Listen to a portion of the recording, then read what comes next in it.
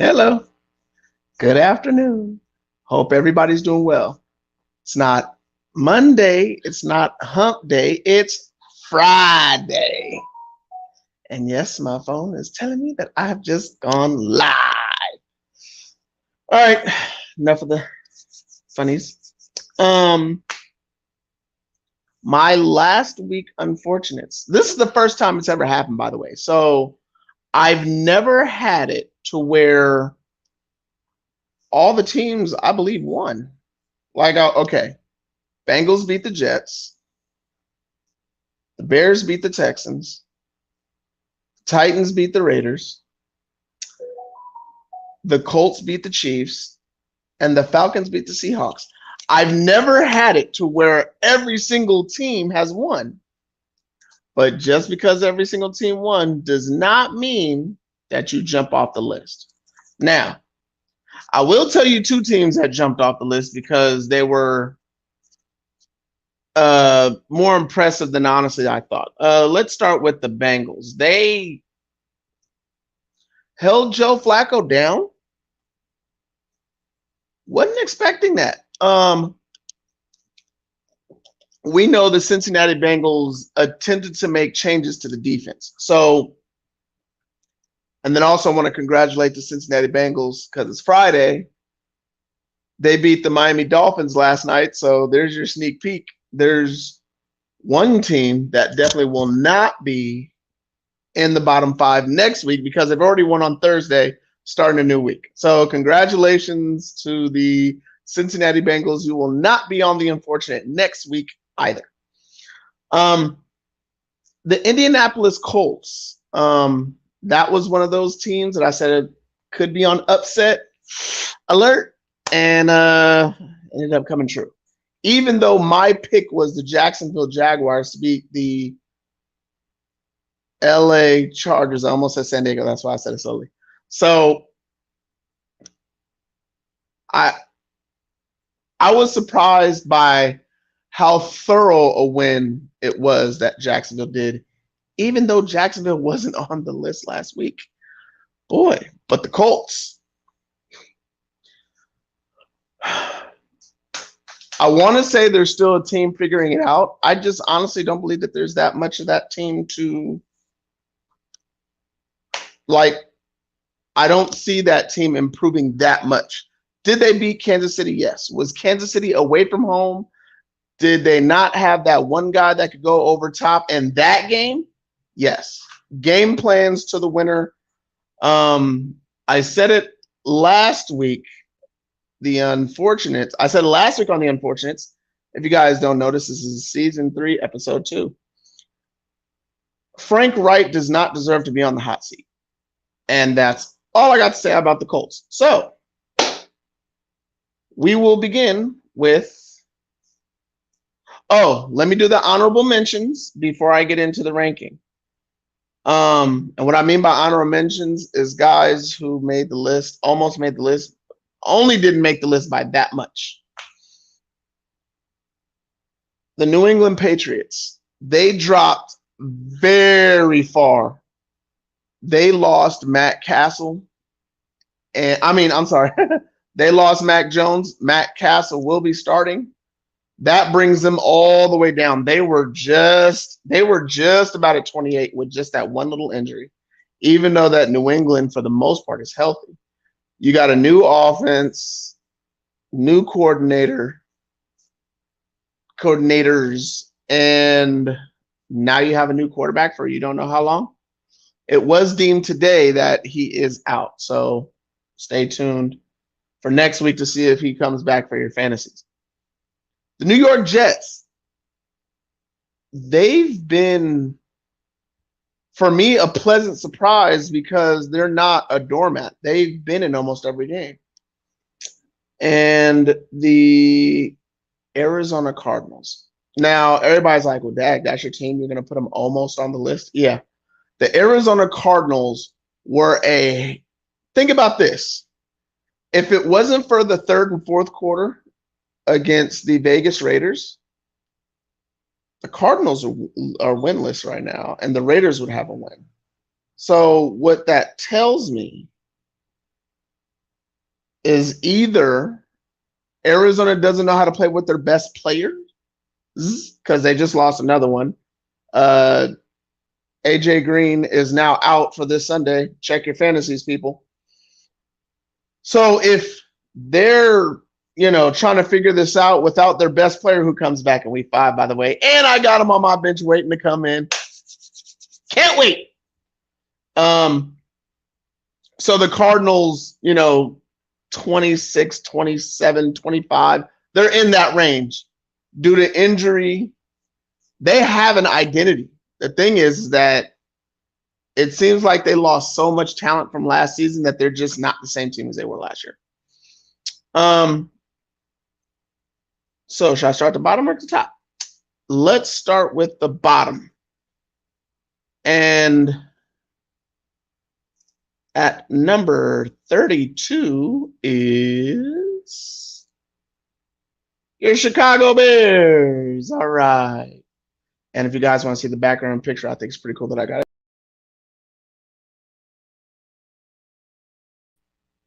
The Chicago Bears are number 32. All right. So I couldn't believe when I heard the stat. So I had to go look it up. And I want to look it up one more time just to say this because I want to make sure it's right. Give me 1 second.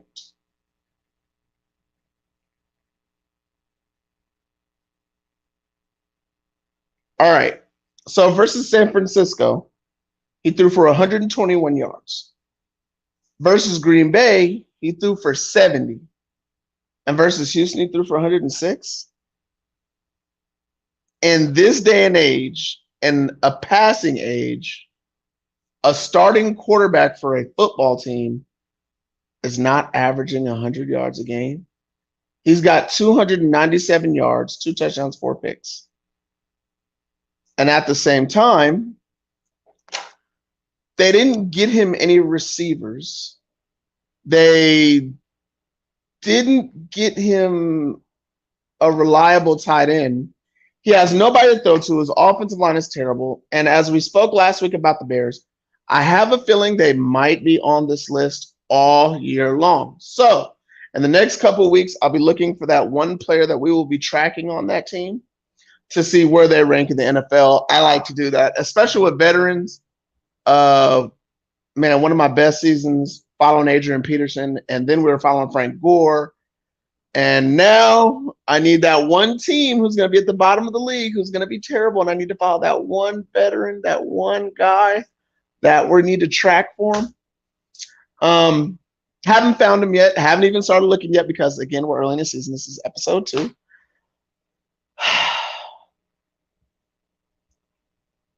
And let's be honest. Everybody's like, well, wait, if the Chicago Bears won last week and they were number 29, how did they end up 32? This is how. If it wasn't for that interception at the very end of the game, they would have lost that game. By far. Like, they weren't in control the whole game.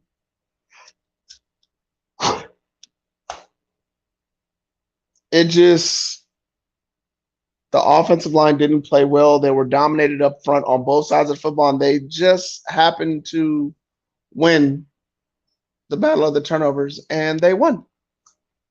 So I don't want to say it was luck, but that might have been the luckiest win I've ever seen in the NFL.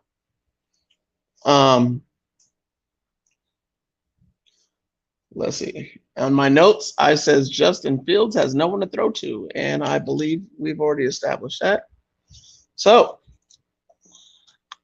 let's go ahead and look at number 31. It's your lovable losers right now. If you want to see the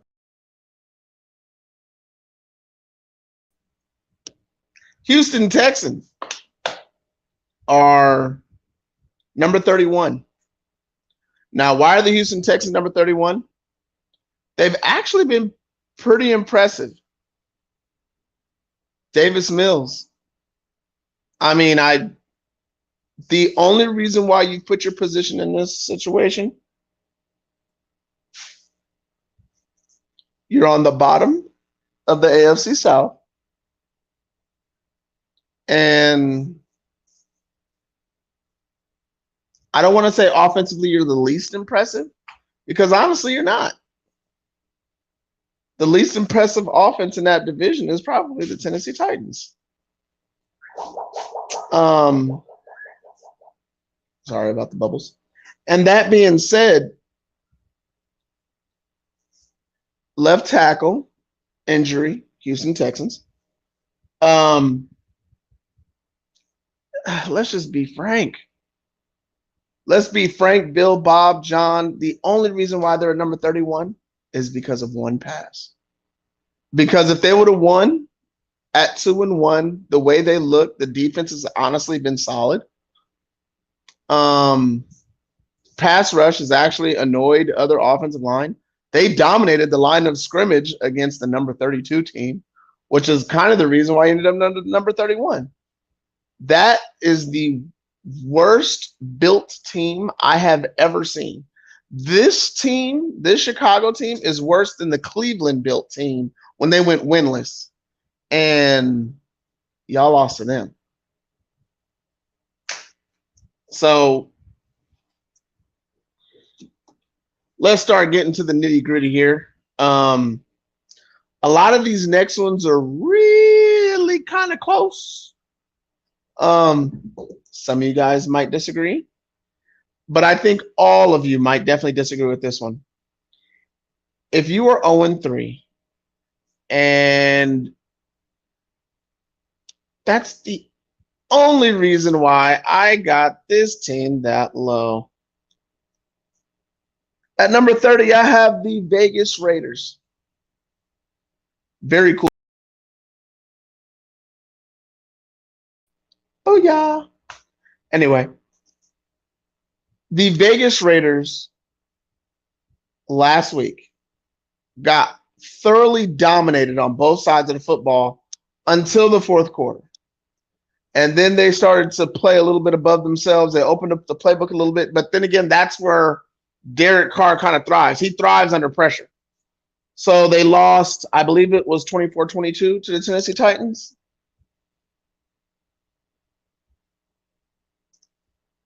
The only reason why I put you guys here instead of higher at 30 is because you're not rebuilding and you have more establishment. You have more of established team than the Texans and the Bears do. So, but you're 0-3. The Texans and Bears both have wins, but you guys were in the game against the Chargers. And the only reason why it looks like you guys lost to them is because you guys were completely healthy. The Chargers were completely healthy. You guys dominated the line against the Cardinals, and little Kyler Murray, y'all couldn't catch that dude. And then the Tennessee Titans decided we're going to get King Henry involved more than in the run game. So you guys weren't prepared for that, and it showed. Josh McDaniels, you guys can knock Josh McDaniels all you want. All you Raider fans, I don't care if y'all end up 0-5, which I don't see. Last night, I was talking to the Chameleon, and I had decided, I don't want to say prematurely, but now I feel like it's premature.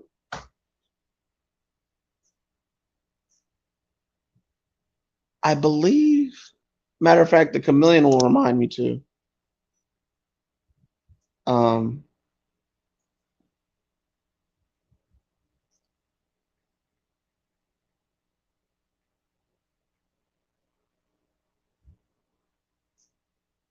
My upset, because on Sports Edit TV, we all do our upsets. So I had chosen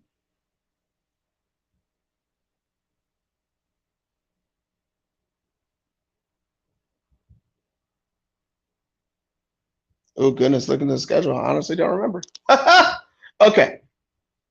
I'm going to change my pick, so to speak. And the reason why I'm going to change it now is because the Denver Broncos are on upset alert. Um, oh, last night who's playing the Browns? My upset is to be the Atlanta Falcons to upset the Cleveland Browns in Atlanta. That's a quarterback.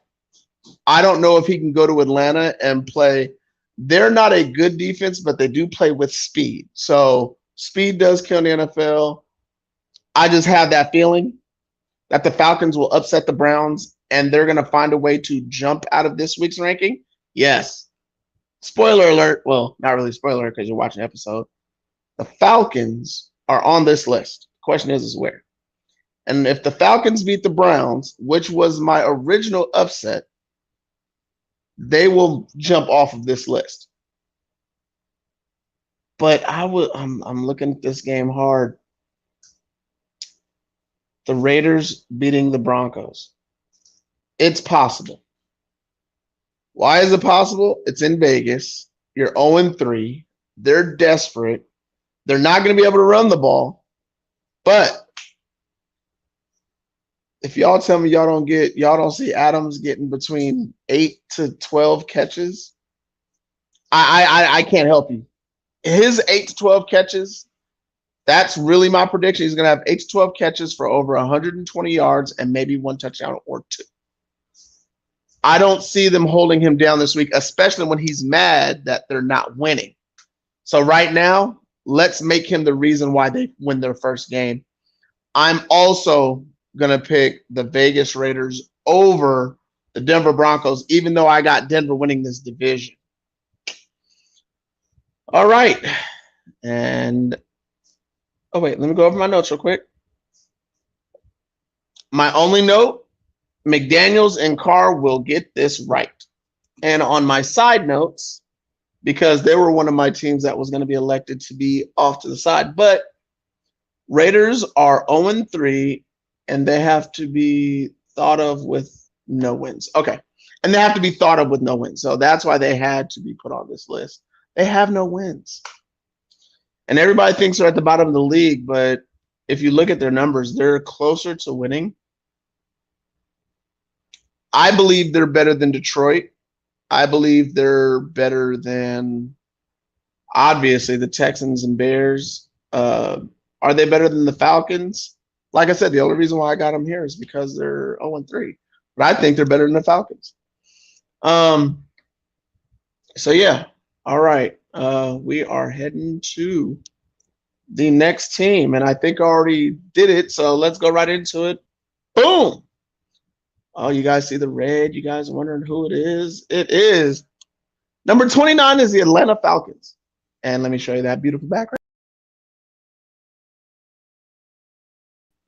I'm sorry. I like finding different backgrounds and putting them on. That's a cool picture. The Atlanta Falcons are number 29. Now, why are they number 29? Well, they were considered the worst team last week. I was upset at Marcus Mariota for not getting into the playbook when he already knows it. I was really upset because Kyle Pitts had only had 3 catches through 2 weeks. And all of a sudden, it's like Marcus Mariota here. He's like, yeah, I know this playbook. Wait, yeah, I have one of the top 3 tight ends in the league right now. And yeah, I know everybody's like, well, wait, he's only been in the league a couple of years.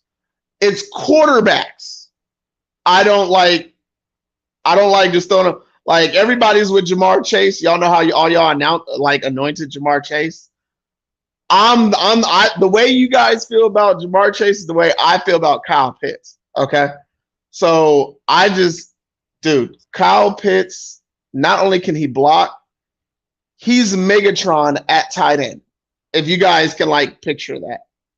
So, all right, let's talk about that great game.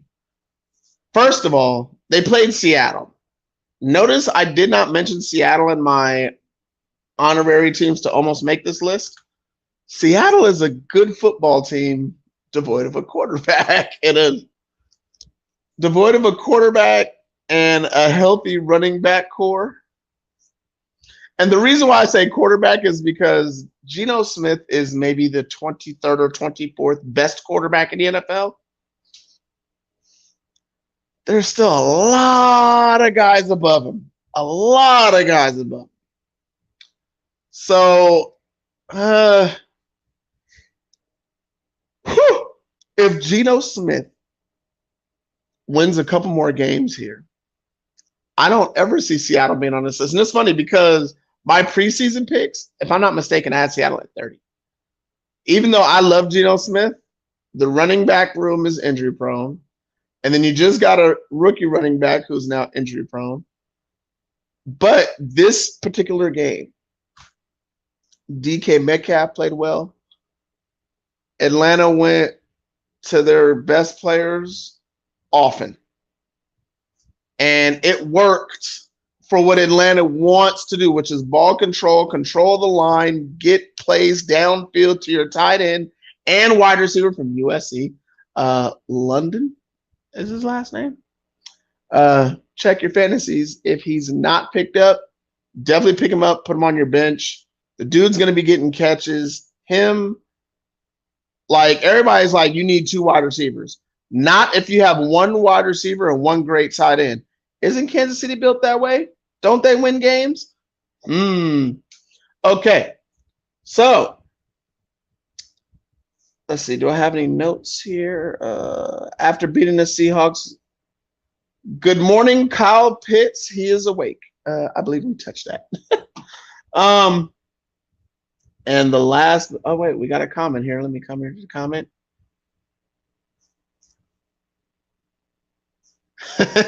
You know what? Those first 2 weeks he did, but that 3rd week, I'm pretty sure your fantasy did a whole lot better.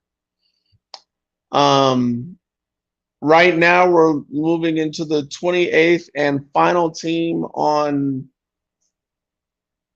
the unfortunate list, and unfortunately, it's a team that I know and love very well. The Tennessee Titans are number 28. And everybody's saying, well, you guys beat the Raiders. Don't you guys deserve to be higher? And I'm thinking, we beat a team who's brand new to themselves, and we still don't have an identity. The offensive coordinator said, well, we might as well take our best player and feature him. See, my problem is don't you think you should have done that in the beginning of the season when the season started? Why wouldn't you take your best player and feature him? Why not throw the ball to Derrick Henry? He has soft hands. He's great with the footwork. Why?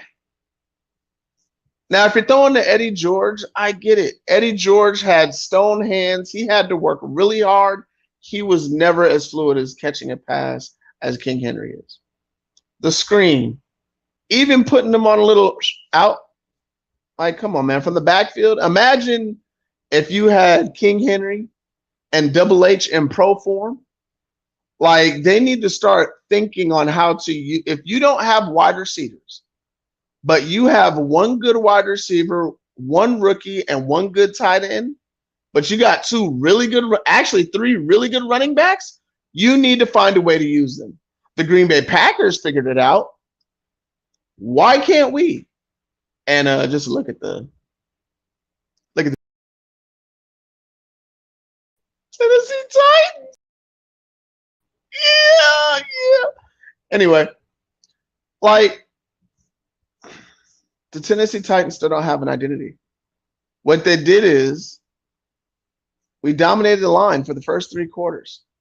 And then what happened?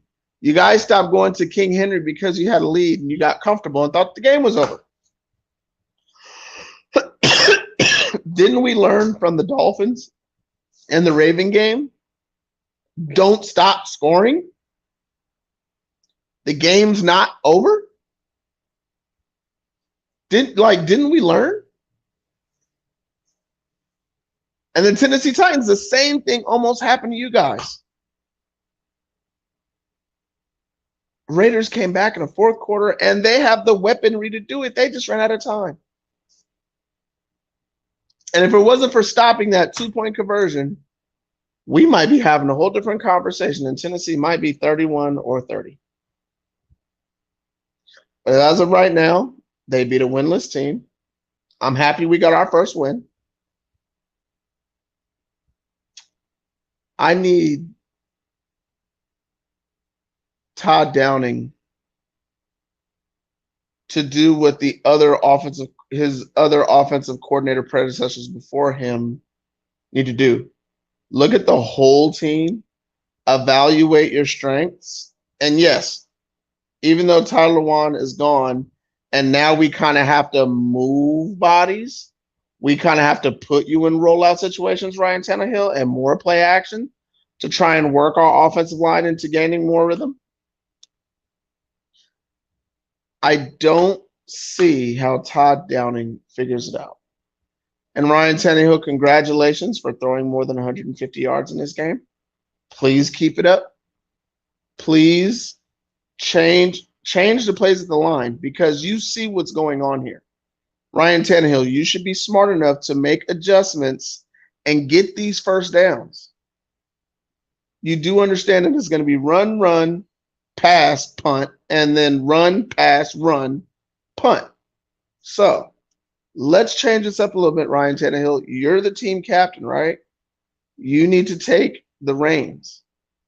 Put the ball in the best player's hands. You have Hooper.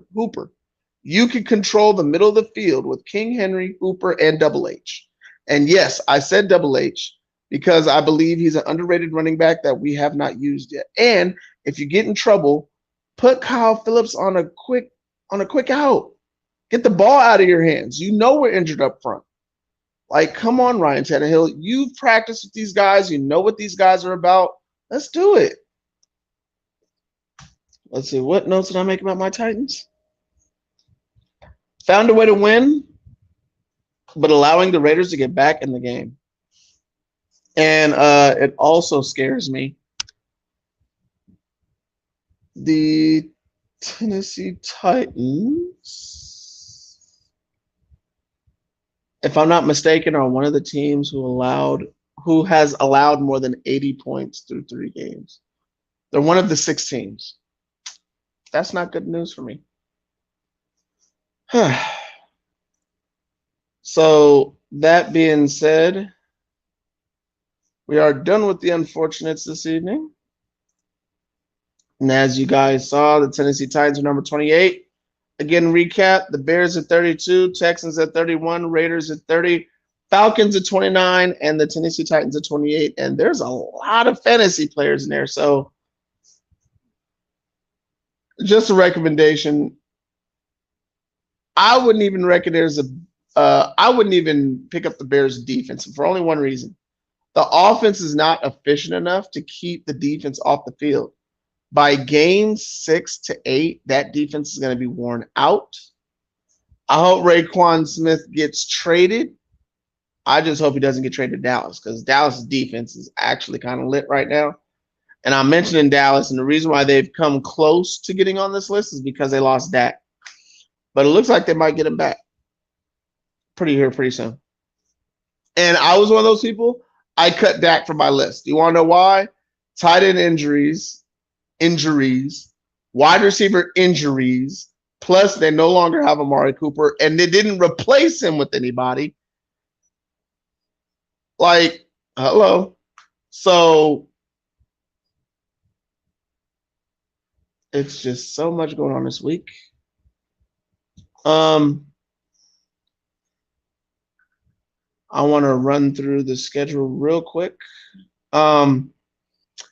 I was one of the people who did pick the Bengals to beat the Dolphins. And again, prayers up for little TT. I hope TT's all right. So I picked the Bengals over the Dolphins. I'm 1-0 so far. I'm going to choose, I want to say the Vikings over the Saints in New Orleans. I take that back. I'm taking the Saints at home.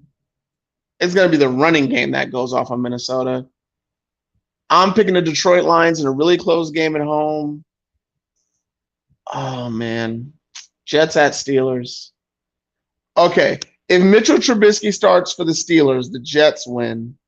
If the rookie starts, he's going to shock the world, and the Steelers are going to win.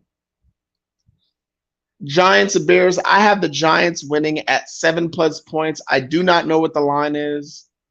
I have the Tennessee Titans upsetting the Colts. The Colts are 3.5-point favorites over the Titans. I'm sorry. Just because they beat the Colts does not mean that they're a good team. It means they got good on Sunday. They were good last Sunday. The Chargers and Texans. I do believe that they said Herbert is like way better this week. I'm picking Herbert. Check your fantasies because if I'm not mistaken, what's the name of the receiver?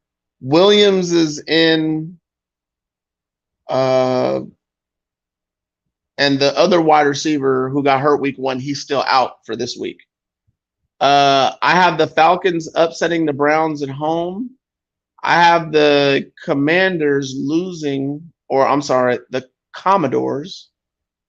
The Commodores, okay. Losing to the Dallas Cowboys. I just feel like the D line and the O line is going to dominate the Commodores. And then Eagles and Jaguars. I believe that was the Chameleons. That was the Chameleons upset. So, yeah. Let me do something real quick here while I go off over these picks. So, oh, wow. So the Eagles over the Jaguars. I'm taking the Eagles over the Jaguars. That's my fantasy quarter. That's my quarter. Both of the quarterbacks are actually my fantasy quarterbacks in 2 different leagues. I still got the Eagles beating the Jaguars. I have Lamar Jackson beating the Bills. I don't care what anybody says. I have Lamar Jackson beating the Bills. I'm an Arizona Cardinals fan, but I'm also honest. I feel that the Carolina Panthers defense is ahead of the Arizona Cardinal defense. I feel like Carolina wins by 1.5 or 2. I have the Raiders upsetting the Broncos at home. The Packers should beat the Patriots by at least 18. Yeah, you heard it, 18, even though the Packers don't score more than 20 points. The Chiefs are going to beat the Buccaneers in Tampa. Tampa's defense is good. It's not that good. I think this is going to be the McCole Hardman game. I have a feeling he goes for over 100 yards in this game. And let's see. On Monday nights, we got the LA Rams at 49ers. So Jimmy G spent all week with the team, taking up the first reps finally. They changed the playbook a little bit. They're probably going to go back to the old playbook. Most of the offense has not changed, which means Jimmy G will get Debo the ball. And the Rams are not 100% healthy yet. And Marcus Robinson does not fit that offense. They tried getting the ball to him. He does not fit the offense.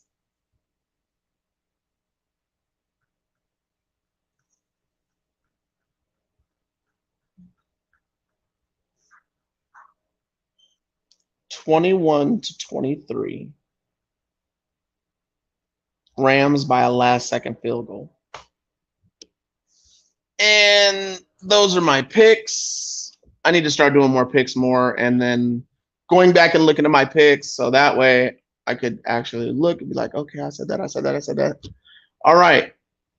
Happy Friday, guys. Whether if you agree or disagree, hey, it's football. We're supposed to agree and disagree. All we know is there's mad love. Happy Friday. Please have a safe weekend. Enjoy football. College football. Oh, man, dude, there's some good games this week. And I'm not even going to go over that. I'm 4 minutes over schedule. You guys have a great, beautiful, and wonderful day. And I have to say one of my favorite lines, good morning, good evening, and good night.